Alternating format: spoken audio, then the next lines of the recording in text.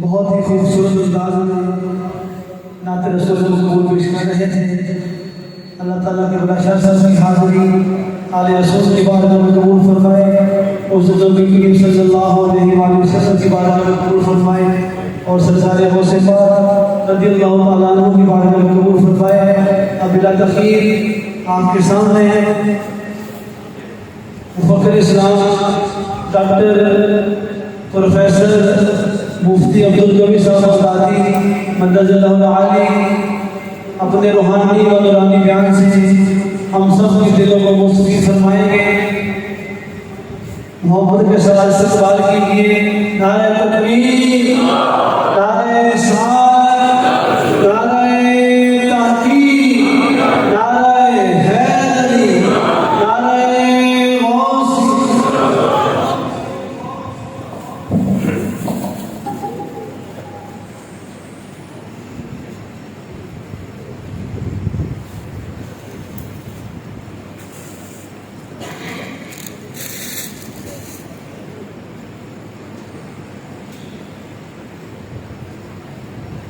درود پاک پڑھیے۔ الصلاۃ والسلام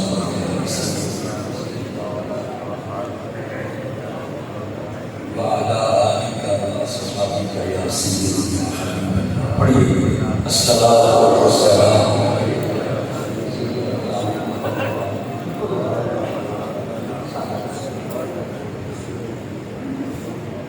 نحمدہ ونصلی ونسلم علی رسولہ الکریم، اما بعد فاعوذ باللہ من الشیطان الرجیم، بسم اللہ الرحمن الرحیم۔ هو الذی بعث فی الامیین رسولا منہم یتلو علیہم آیاتہ ویزکیہم ویعلمہم الکتاب والحکمہ، صدق اللہ العظیم۔ ان اللہ وملائکتہ یصلون علی النبی یا ایھا الذین آمنوا صلوا علیہ وسلموا تسلیما۔ کوئی زبان خاموش نہ رہے، پڑھیے۔ الصلاۃ والسلام علیک یا سیدی یا رسول اللہ وعلی آلک واصحابک یا سیدی یا حبیب اللہ۔ الصلاۃ والسلام علیک یا سیدی یا ابا الزہراء البتول وعلی آلک واصحابک یا سیدی یا جد الحسن والحسین۔ یا غوث اعظم بمانے بے سرو سامان مدد قبلہ دین مدد کعبہ ایمان مدد۔ مقتدر اور معزز یاران طریقت و عقیدت، مہمانان گرامی قدر اور حضور قبلہ شاہ کی سرکار دامت برکاتہم العالیہ، آج کے اس عظیم الشان پروگرام کانفرنس محفل میلاد کی 3 بڑی نسبتیں ہیں۔ پہلی نسبت حضور پرنور شافع یوم النشور نبی کل جہاں خاتم مرسلان سیاہ لا مقام رسول انس و جان حضرت محمد مصطفیٰ احمد مشتبہ صلی اللہ علیہ وسلم کی نسبت سے آج محفل میلاد النبی ہے۔ سرکار کے ولادت کی محفل ہے۔ اور دوسری بڑی نسبت حضور غوث الثقلین کریم الطرفین شیخ الانس والجن بلکہ شیخ الکل ابو صالح ابو محمد عبد القادر جیلانی الحسنی والحسینی البغدادی رحمت اللہ تعالی علیہ کی تعلیمات یعنی محفل 11ویں شریف ہے، اور آج کی محفل کی تیسری بڑی نسبت یہ کہ خاندان قادریہ کے بزرگان دین کے آراس ہیں، یعنی قطب الاقطاب، فرد الافراد، قدوۃ الاولیاء، پیر طریقت، رہبر رشد و ہدایت حضور پیر سید قائم علی شاہ صاحب کہیے رحمت اللہ تعالی علیہ، اور غواص بحر معرفت، جمال شریعت، کمال طریقت حضور پیر سید غلام محمد شاہ صاحب رحمت اللہ تعالی علیہ، شناور معرفت الہی حضور پیر سید سعید احمد شاہ صاحب رحمت اللہ تعالی علیہ، فخر السادات حضور قبلہ پیر سید نیاز احمد شاہ صاحب رحمت اللہ تعالی علیہ، اور غنچہ معصوم حضور قبلہ محمد مجتبیٰ رحمت اللہ تعالی علیہ کے عرص پاک کی تقریب ہے۔ دعا ہے اللہ تعالی ہمیں ان ہستیوں کے فیض سے فیض یاب فرمائے۔ یاد رکھیے بندہ جس ولی کے عرص میں ہوتا ہے بندہ اس ولی کی باطنی صحبت میں ہوتا ہے، اسی لیے یہ اہل سنت و جماعت کا معمول ہے جب کسی ولی کی بارگاہ میں جاتے ہیں، کسی صاحب مزار کی بارگاہ میں جاتے ہیں تو ان کے آداب ویسے ہی بجا لاتے ہیں جیسے زندوں کے آداب بجا لائے جاتے ہیں۔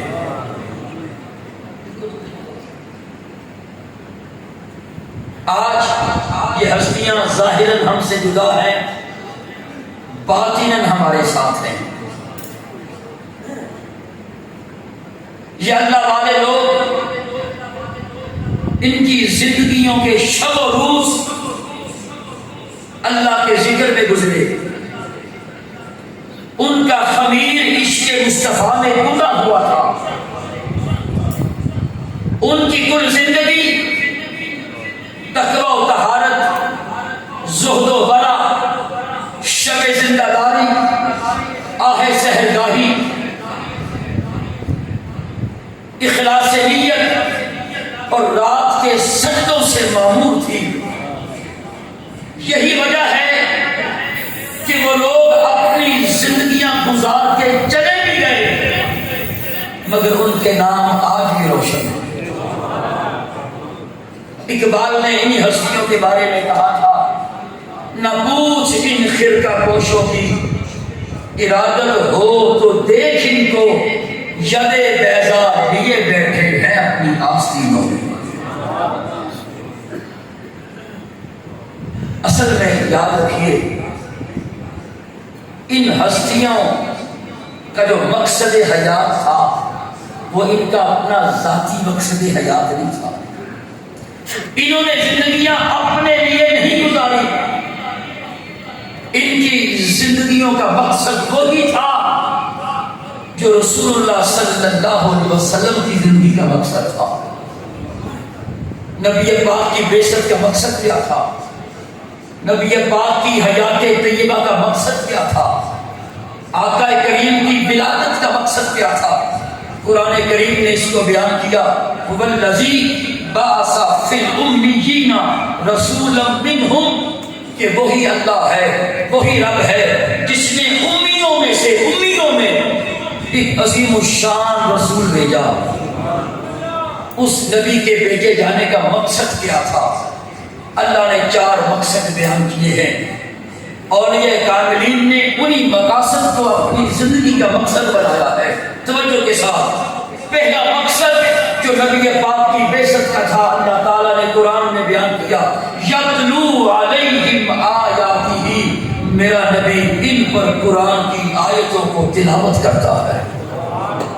نبی پاک کی بعثت کا، آپ کی ولادت کا، آپ کی آمد کا پہلا مقصد بولیے تلاوت کلام الہی۔ اب آقا ہمیں قرآن دے کے چلے گئے، ظاہری طور پہ پردہ فرمایا، اب امت کا پہلا حق کیا بنتا ہے؟ قرآن کی بولیے تلاوت۔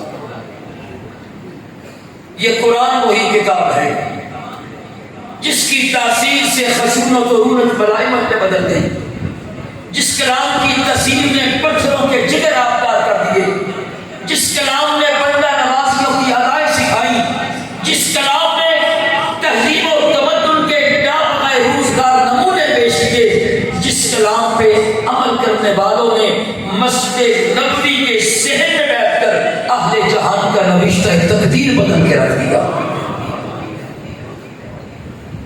نبی پاک صلی اللہ علیہ وسلم نے فرمایا چونکہ بعثت مصطفیٰ کا پہلا مقصد کیا ہے؟ قرآن کی تلاوت۔ ان اولیاء اللہ نے بھی انہی مقاصد کو ہردے جا بنایا۔ نبی پاک صلی اللہ علیہ وسلم فرماتے ہیں قرآن کی ایک آیت کا تلاوت کرنا، قرآن کی دیکھیے انا اعطیناک الکوثر، کتنی آیتیں ہیں؟ ایک۔ فرمایا قرآن کی ایک آیت کا تلاوت کرنا جو ہے احد پہاڑ صدقہ کرنے سے افضل ہے۔ اور پھر نبی پاک صلی اللہ علیہ وسلم نے فرمایا قرآن کی ایک آیت کا سیکھنا، ہوتا پڑھنا، یہ ہے سیکھنا۔ کیا ہے؟ فرمایا اللہ کے عرش کے نیچے جو کچھ ہے اس سے بہتر ہے۔ قرآن کتنی بڑی کتاب ہے۔ پھر ایک بات کر کے پھر میں دوسرے مقصد حیات کی طرف چلوں گا۔ قرآن کتنی بڑی کتاب ہے، یاد رکھیے قرآن کتنی بڑی کتاب ہے، ہمیں قرآن سے اتنا بڑا استفادہ کرنا ہے۔ آج ہر بندہ کسی نہ کسی غم میں مبتلا ہے، کسی نہ کسی بیماری میں مبتلا ہے، یا کسی ٹینشن کا شکار ہے۔ آئیے ایک سوال ہر امتحان کے لیے کافی نہیں ہوتا، ایک استاد ہر علم کے لیے کافی نہیں ہوتا، ایک نوٹ ہر سودے کے لیے کافی نہیں ہوتا، ایک تجربہ ہر موقع کے لیے کافی نہیں ہوتا۔ اے انسان، قرآن کتاب ایک ہے جو تیری ساری زندگی کے لیے کافی ہے۔ اللہ اکبر۔ امام مالک سے ایک سوال ہوا تھا، آپ کا کال کر کے پھر میں نے وجوزت کی ہی ان کی طرف آنا ہے۔ امام مالک سے بڑے توجہ کے ساتھ، امام مالک کون ہو سکتا ہے تبع تابعین میں ان سے بڑا عاشق؟ امام مالک سے سوال ہوا حضور امت کا زوال عروج میں کیسے بدل سکتا ہے؟ آج کے دن کا حل انہوں نے اس وقت پیش کیا تھا، حضور امت کا زوال عروج میں کیسے بدل سکتا ہے؟ مجھے بتائیے کیا امام مالک کے دور میں زوال تھا؟ بڑی توجہ کے ساتھ، کیا امام مالک کے دور میں زوال تھا؟ ہم تو خلافت عثمانیہ کو یاد کرتے ہیں، تو امام مالک کا دور کیا زوال تھا؟ پھر سوال کرنے والے نے سوال کیوں کیا حضور امت کا زوال عروج میں کیسے بدل سکتا ہے؟ اس کا مطلب ہے وہ اس دور کو اس لیے زوال سمجھتے تھے کہ خلافت راشدہ ختم ہو چکی تھی۔ لمحہ فکریہ ہے، وہ اس دور کو زوال کا دور اس لیے سمجھتے تھے خلافت راشدہ ختم ہو چکی تھی۔ سوال ہوا حضور امت کا زوال عروج میں کیسے بدل سکتا ہے؟ امام مالک کا جملہ سنیے، فرمایا امت کے پہلے حصے کو جس چیز سے عروج ملا تھا امت کے آخری حصے کو بھی عروج اسی سے ملے گا۔ فرمایا صحابہ نے قرآن کو اپنا امام بنایا، قرآن نے ان کو زمانے کا امام بنا دیا۔ صحابہ نے قرآن کو اپنا امام بنایا، قرآن نے ان کو زمانے کا امام بنا دیا۔ آئیے ولادت مصطفیٰ کا پہلا ہدف کیا تھا؟ ولادت مصطفیٰ کا پہلا مقصد کیا تھا؟ بعثت مصطفیٰ کا پہلا مقصد کیا تھا؟ وہ مقصد انہی اولیاء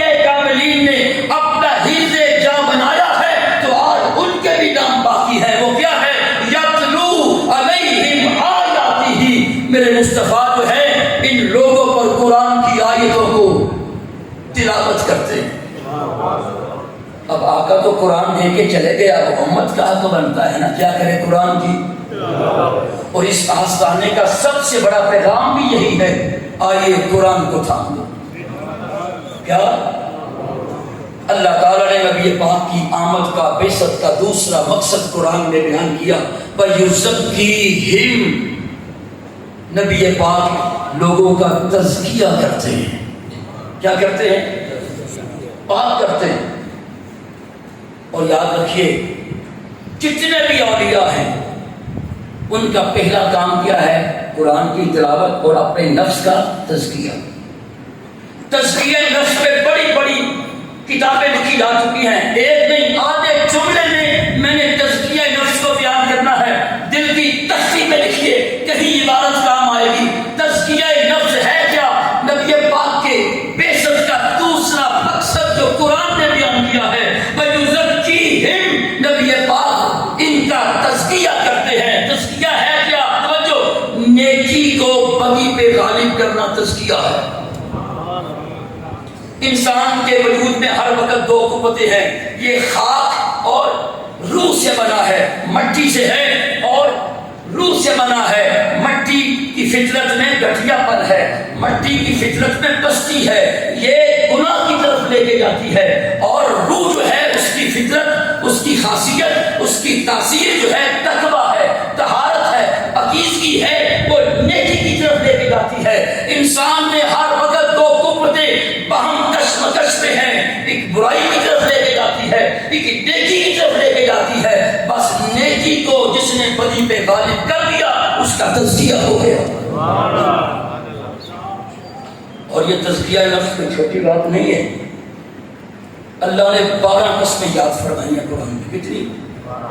12 قسمیں یاد فرمائی۔ والشمس وضحاها، مجھے سورج کی قسم، والقمر اذا تلاها، مجھے چاند کی قسم، والنہار اذا جلاها، مجھے دن کی قسم، واللیل اذا یغشاها، مجھے رات کی قسم، والسماء وما بناها، سورج آسمان کی قسم اور اس کے بنانے والے کی قسم، والارض وما طحاها، زمین کی قسم اور اس کو بچھانے والے کی قسم، ونفس وما سواها، اور انسانی جان کی نفس کی قسم اور اس کو ٹھیک ٹھیک بنانے والے 12 قسمیں یاد فرمانے کے بعد فرمایا فَأَلْهَمَهَا فُجُورَهَا وَتَقْوَاهَا، ہم نے اس نفس کو نیکی کا بھی راہ دکھا دیا ہے اور بدی کا بھی راہ دکھا دیا ہے۔ قرآن دوسرے مقام پر بولا وَهَدَيْنَاهُ النَّجْدَيْنِ، ہم نے اس نفس کو دونوں راستے دکھائے ہیں۔ تو آئیے نبی پاک تزکیہ کرتے ہیں۔ مطلب کیا؟ امت نے کرنا کیا ہے؟ نیکی کو بدی پر بولیے غالب کرنا ہے۔ تو نبی پاک صاحب الوراق سے سوال ہوا، بڑی پیاری حدیث پاک ہے، آپ کا جنت کتنی دور ہے؟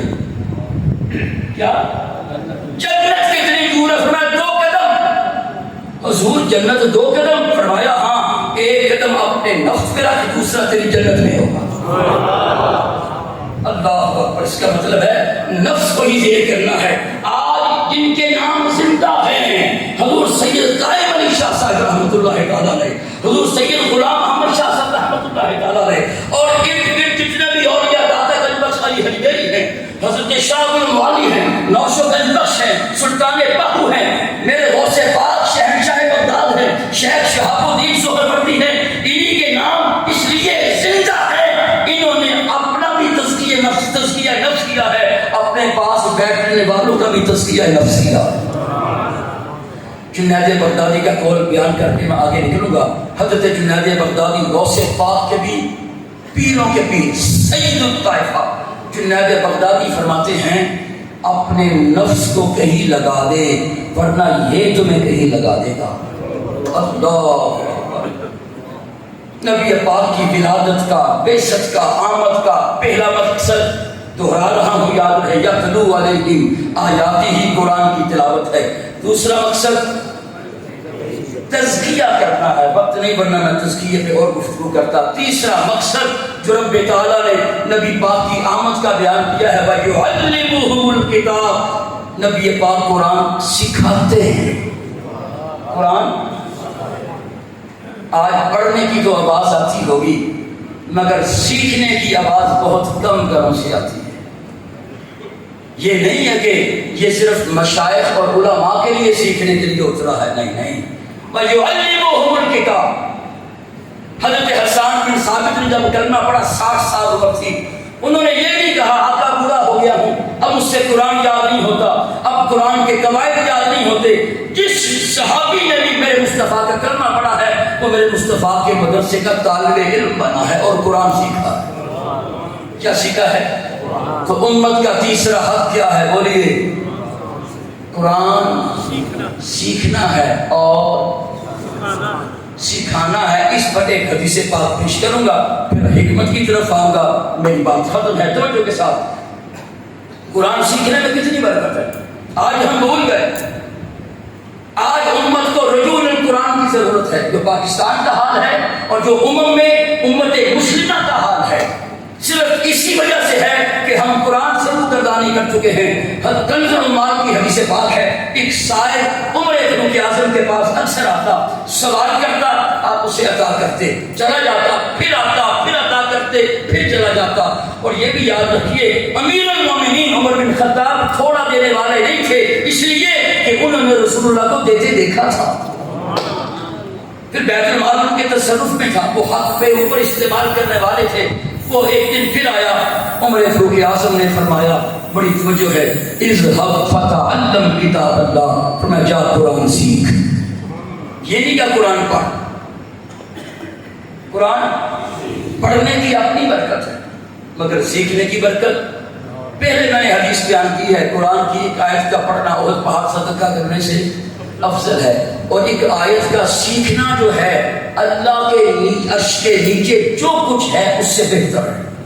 کنز المال کی حدیث پاک ہے. توجہ فرمایا اذهب فتعلم کتاب اللہ. جا قرآن سیکھ. وہ چلا گیا، مدت ہوئی پڑھتا ہی نہیں. آپ بھی سوچتے ہیں پتہ نہیں ناراض ہو گیا. جب وہ آیا فرمایا وہ آتا کیوں نہیں؟ اس کا جملہ سنو.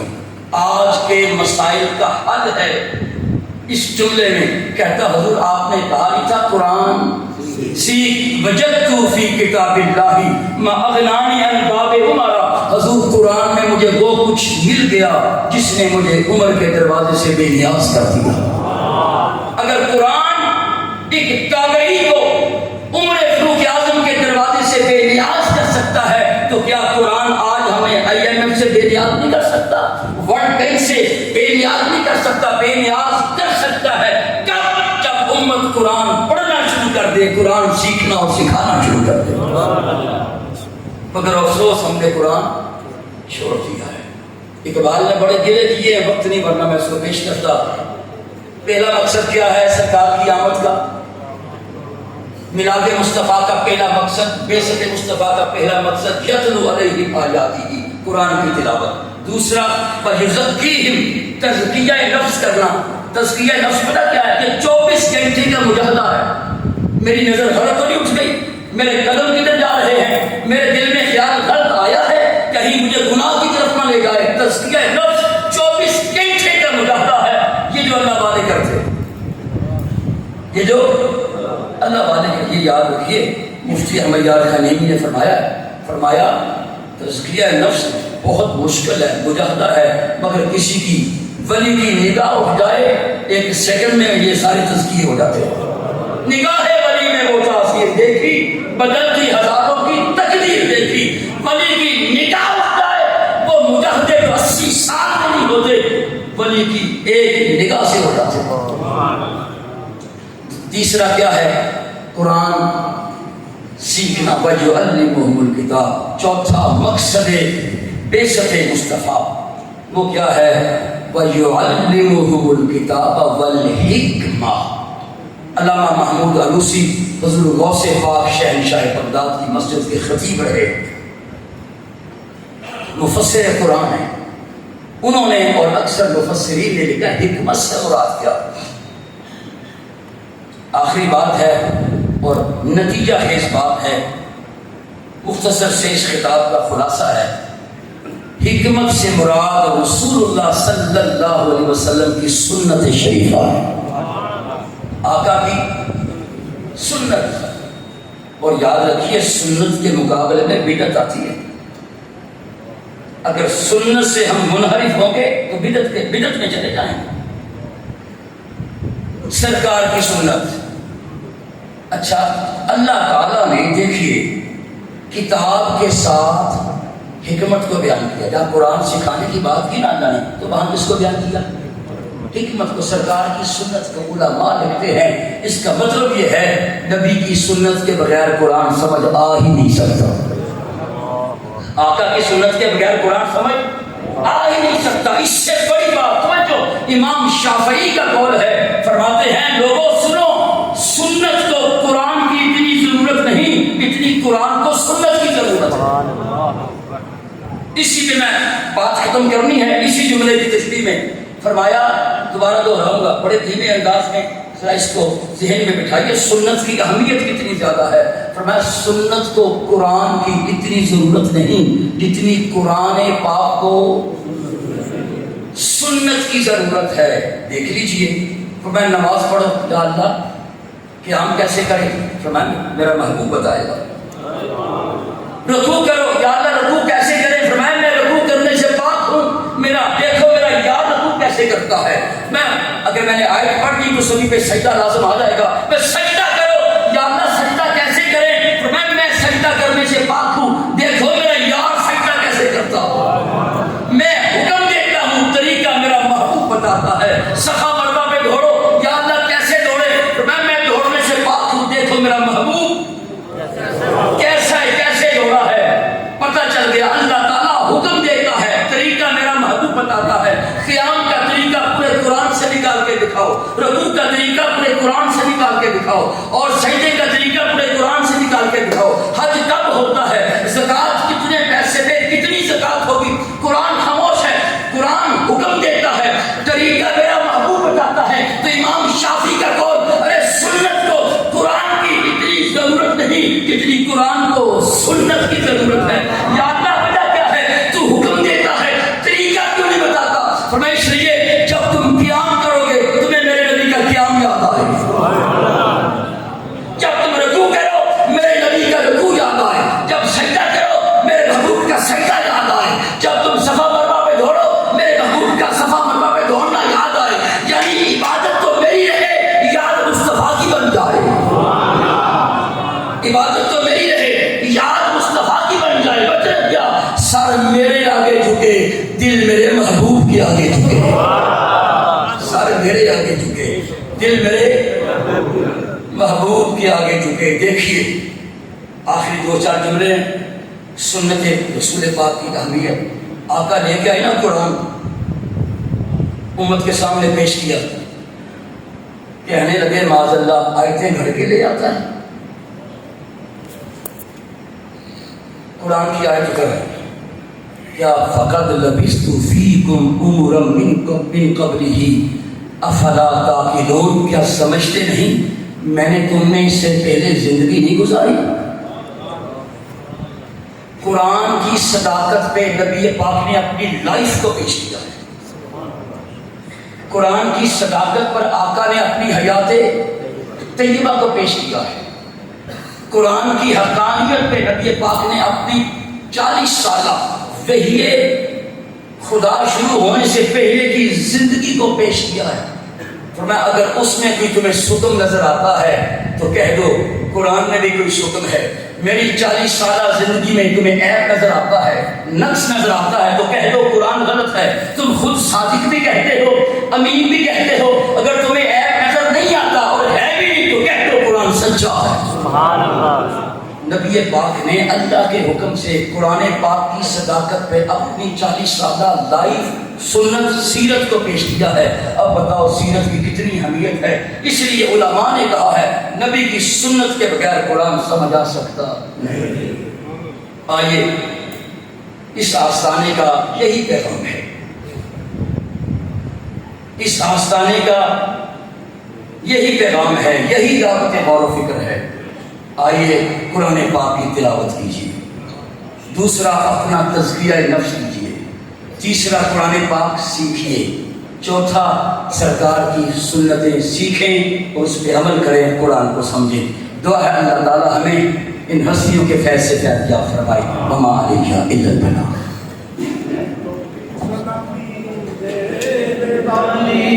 فوج پڑتی